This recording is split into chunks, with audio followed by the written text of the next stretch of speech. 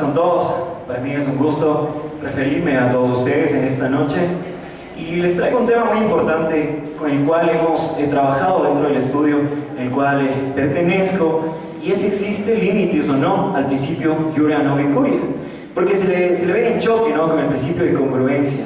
Hace poco salió la resolución 009 de la Corte Nacional, donde regla de cierta manera el procedimiento abreviado. En esta ocasión les traigo dos sentencias importantes. La una es sobre el caso que nosotros trabajamos, sobre el principio de congruencia y el principio de Iura Novi Curia dentro de nuestro caso particular, y la otra es el límite que existe por parte una resolución, una sentencia, es más, por la Corte Constitucional, como lo es la sentencia número 03613 CSP-CC, la cual ya indica un límite para el principio de Iura Novi Curia en la aplicación en materia penal. Pero ¿con qué choca? Con el principio de congruencia. Vamos a delimitar en sí inicialmente qué es el principio de congruencia, ¿no? Porque tenemos en derecho procesal civil la citra petita, la ultra petita y la mínima petita, que era como que el pres provee menos de lo que se le pide, el pres provee más, o el pres provee otro punto del cual no se pedía, ¿no? Entonces vamos a iniciar determinando así qué significa el vocablo Iura Novi Curia, que no es más a que el juez conoce derecho, y venía de una ocasión donde alguien me puso los hechos y el juez le dijo: dame los hechos que yo te doy el derecho. El juez, como conocedor de derecho, para suplir las falencias que se las ponen los litigantes dentro de los diferentes procesos. Para mi punto de vista, el hecho de no advertir al imputado acerca de esta tercera opinión sobre una variación a la calificación jurídica, se dice que se violaría o no los derechos del procesado. Pero para esto debemos hacer una diferenciación entre el sistema penal inquisitivo y el sistema penal acusatorio. Brevemente hagámoslo porque no es tema de esta disertación, pero ¿qué teníamos en el sistema penal inquisitivo? Teníamos a un juez director de la investigación, un juez que procesaba, un juez que juzgaba y que además ponía a iniciar el propio juez de oficio una investigación bajo sospechas. Tenemos la evolución como un sistema penal acusatorio donde ya se respetan las funciones de cada órgano. Tenemos una función investigativa, una función de acusación, una función de procesamiento, que es el juez de garantías penales, y tenemos a un tribunal colegiado. Para esto, Novacar hablaba de una trípode, ¿no? El persistente, que es el órgano de fiscalía, el resistente, donde está el procesado y su defensa técnica, y tiene un tribunal abajo, un tribunal colegiado, que sopesa. Pero ¿qué pasa cuando el juez se inmiscuye sobre esas funciones? Cuando esa balanza, bajo el principio de Iura Novi Curia, se convierte en acusador también, agrega hechos, cambia la variación en la calificación jurídica,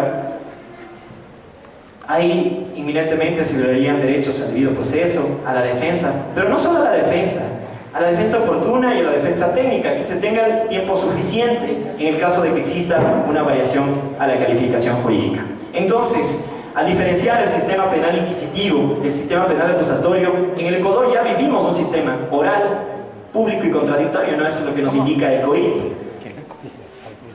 Vamos a establecer las funciones básicas del sistema inquisitivo. El juez era director de la investigación, la mayoría de ocasiones eran secretas. El juez podía añadir una prueba sorpresa, y se habla de la prueba tasada. Esta prueba que tenía mayor valor probatorio, que era la confesión, y esta se la obtenía bajo violaciones gravísimas a los derechos humanos, como son la tortura y la autoincriminación, que hoy en día eso es impresentable, ¿no? Hemos vivido una evolución, pero tenemos que respetarla, ¿no? Algo importante del origen del principio. Pasamos de la congruencia jurídica a la congruencia fáctica. ¿Qué es la congruencia jurídica? La congruencia jurídica es la calificación a la conducta, un tipo penal, robo, hurto. Esa es la calificación que se le da a la conducta de la persona que ha infringido dicha norma, y la congruencia fáctica no es más que los hechos que suceden anteriormente para poder llegar a un juicio. Dentro de varios países como son Bolivia, Argentina, existe un respeto inminente a la congruencia jurídica y fáctica. No se puede cambiar. El juez no puede intervenir, no puede hacer una variación a la calificación jurídica en un llamamiento a juicio. Es decir, si Fiscalía acusa por hurto y era robo, se tiene que respetar, porque en ciertos países existe el respeto tanto a la congruencia jurídica como a la congruencia fáctica. En el Ecuador, en la sentencia que les había mencionado, en la 3613 CSEP-CC, existe acá un límite. En el Ecuador existe un respeto únicamente a la congruencia fáctica. Entonces el juez de garantías puede realizar una variación a la calificación jurídica indistinta de la que proponga Fiscalía. Y el tribunal también lo puede hacer. Ahí estamos clarísimos, ¿no? Yo creo que es un avance importante tener esta acción extraordinaria de protección donde hace un límite al principio de congruencia. Yo creo que esta es la más importante porque en base a esa, en nuestro caso, lo pudimos sustanciar y después llega la resolución 009, que creo que la mayoría de los conoce, donde regula ya el procedimiento abreviado.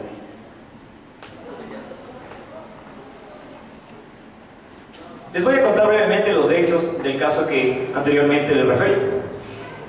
No me voy a centrar mucho en los hechos porque nos seguimos mucho tiempo y por respeto a ustedes y a su tiempo, lo voy a hacer lo más rápido posible.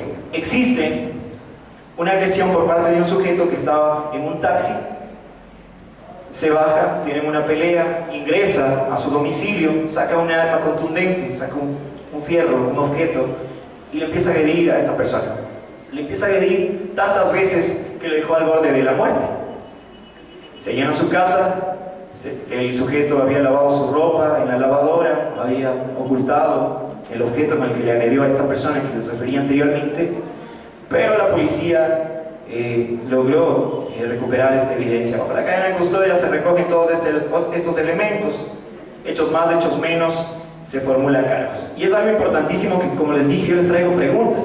¿Ustedes creen que existe tentativa para homicidio? Si alguien tiene un criterio sobre esto sería importante. Yo quisiera que participemos todos porque así vamos a analizar este caso que es real, ¿no? Hace 2 semanas, es más, tuvimos la resolución del mismo. ¿Ustedes creen que hay tentativa para el homicidio? Hacer un delito culposo. Existen ciertos doctrinarios que dicen que no existe porque es un delito culposo, por lo tanto no existe el dolo, la intención en sí de ese daño. Bueno, Fiscalía formula cargos por tentativa de homicidio, se presenta la acusación particular, pero nosotros como tentativa de asesinato. La tentativa de asesinato no fue aceptada y aquí se enuncia el principio de congruencia. El juez de garantías dice, no, bajo el principio de congruencia, Fiscalía es el titular de la acción penal pública, por lo tanto es el único que puede aportar los elementos. Acá podía operar esto, porque en Ecuador solo existe un respeto a la congruencia fáctica, como lo dice la sentencia 0036 que les anteriormente cité. Entonces usamos a veces erróneamente el principio de congruencia y bueno, se formuló cargos por tentativa de homicidio, pasa la etapa evaluatoria y preparatoria de juicio y se hace el llamamiento a juicio por tentativa de homicidio. Y esto es algo importante que les venía a contar. Pasa la audiencia de juicio, inicia la audiencia de juicio y pasa algo impresionante. El fiscal solicita que se dé procedimiento abreviado. Sugiere al tribunal que se lleve a cabo el procedimiento abreviado. ¿Ustedes creen que era el momento procesal oportuno para poder solicitar, someterse, sí, el procedimiento abreviado? No, ¿verdad? No era la parte, porque el código nos dice, desde la formulación de cargos hasta la etapa evaluatoria y preparatoria de juicio, se podrá sugerir someterse al procedimiento abreviado. Entonces el tribunal dice, según el Código Orgánico de la Función Judicial, nosotros podemos conocer el procedimiento abreviado. Y lo está, no se estaba inventando. Sí estaba dentro del Código Orgánico de la Función Judicial, pero dentro del COIP, que es la ley especial, ya regula el procedimiento. Y se propone que se resuelva como un conflicto común de antinomias. Pero acá, ¿qué tenemos? Jerarquía del Código Orgánico de la Función Judicial, orgánico. El Código Orgánico Integral Penal, orgánico. En jerarquía estamos al mismo nivel. En especialidad, yo, a mi punto de vista, creería que el COI es materia especial en procesos penales, o sea, ganamos 1-0, ¿no? Y también en temporalidad. El Código Orgánico de la Función Judicial se expide anteriormente al Código Orgánico Integral Penal. Entonces, estaríamos en un choque. ¿Qué aplicamos? ¿El Código Orgánico de la Función Judicial o el Código Orgánico Integral Penal? ¿Ustedes qué creerían? ¿Cuál sería la más acertada al punto de vista del tribunal para poder motivar la aceptación errónea para mi parte de un procedimiento abreviado en audiencia de juicio? Fue fue inaudito, pero pasó. Y yo creo que al emitirse la resolución 009 de la Corte Nacional, yo creo que hay una problemática real dentro del Ecuador, porque no creo que por ese caso pasó esta resolución, la 009, que yo creería que es importante que la revisen, porque acá se regula ya todo lo que concierne al procedimiento abreviado. Y ahí se cita el artículo 635.2 en su numeral 2, que existen reglas para el procedimiento abreviado. Y me permito leer a todos ustedes. 2. La propuesta de la o el fiscal podrá presentarse desde la audiencia de formulación de cargos hasta la audiencia evaluatoria y preparatoria de juicio. Pero ¿qué nos dice el 221.2 del Código Orgánico de la Función Judicial? Los tribunales penales podrán sustanciar y resolver el procedimiento penal abreviado cuando les sea propuesto. ¿Existe un conflicto de antinomias? Lo existe. ¿Pero cómo se tenía que resolver? Para eso existe el artículo número 3 de la Ley Orgánica de Garantías Jurisdiccionales y Control Constitucional, donde nos habla de la interpretación, ¿no? 3 elementos: evolutiva, sistemática y teleológica. La evolutiva nos habla: cuando exista una contradicción entre normas jurídicas, se aplicará la competente, la jerárquicamente superior, la especial o la posterior. Interpretación evolutivo-dinámica. Las normas se entenderán a partir de cambiantes situaciones que ellas regulan con el objeto de no hacerlas inoperantes. La 5. La interpretación sistemática nos habla de que las normas jurídicas deberán ser interpretadas a partir del contexto general, del contexto normativo, para lograr entre todas las disposiciones la debida coexistencia, corresponsabilidad y armonía. Y la interpretación teleológica, que no es más que las normas jurídicas se entenderán a partir de los fines que persigue el texto normativo. Entonces aquí encontrábamos un conflicto de antinomias.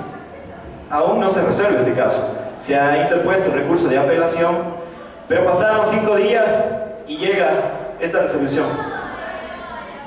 Yo creo que no se siente tan orgulloso el doctor Vistín, a quien quiero citar, alguien que realmente expuso al tribunal, no fue acreditado en la manera, y viene la sentencia de la Corte Nacional a indicarnos lo mismo, a indicarnos lo que está en la ley, porque esto nadie se inventó, estaba dentro del Código Orgánico Integral Penal, las reglas de procedimiento abreviado.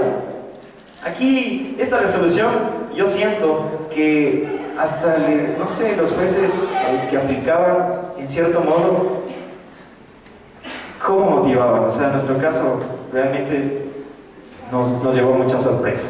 Entonces volvamos al principio de congruencia jurídica y fáctica, que es lo que nos ocupa dentro de esta disertación. Acá vamos a relatar brevemente los hechos. Se inicia, existía un contrabando de televisores, se facturaba 500, les voy a dar un ejemplo, ¿verdad? Se facturaba $500, pero el valor real de esta mercancía era $6.000, pero la factura se pasaba por 500. Entonces antes no había el Código Orgánico Integral Penal, no, porque esto es del año 2000 más o menos, aproximadamente. Les voy a leer los hechos brevemente para que tengamos más o menos noción sobre este caso.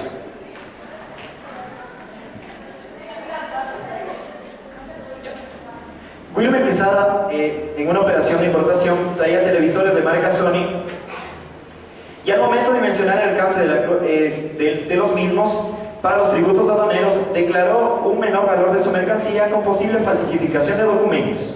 Hay que anotar que la declaración sí contemplaba el producto, pero por un monto menor. ¿Cuál era el problema jurídico que se veía? Era que el fiscal inició por un delito que se encontraba dentro de la ley de aduana y no por el Código Penal, que era falsificación de documentos. El fiscal llama a juicio por este delito, que es no delito, por la sanción que se contenía dentro de la ley de aduanas, y formula cargos por el delito de ocultamiento. Pasa la etapa evaluatoria de juicio y el juzgador formula cargos por el delito que se encuentra dentro del Código Penal, que era falsificación de documentos, porque supuestamente se falsificaba, ¿no? Se falsificaba la cantidad únicamente, no existía contrabando ahí, existía supuestamente una falsificación solo de documentos. a este auto de llamamiento a juicio realizan una apelación y hablan acá del principio de congruencia y dicen: el juzgador, el juez de garantías penales, no tenía la competencia para hacer la variación a la calificación jurídica. Por lo tanto, tenía que llevarse como fiscalía propuso la acusación. Le niegan la apelación y presentan una acción extraordinaria de protección. Y dicen: existe una vulneración al debido proceso debido a que vivimos dentro del sistema penal acusatorio y pues no se puede mezclar la función, ¿no?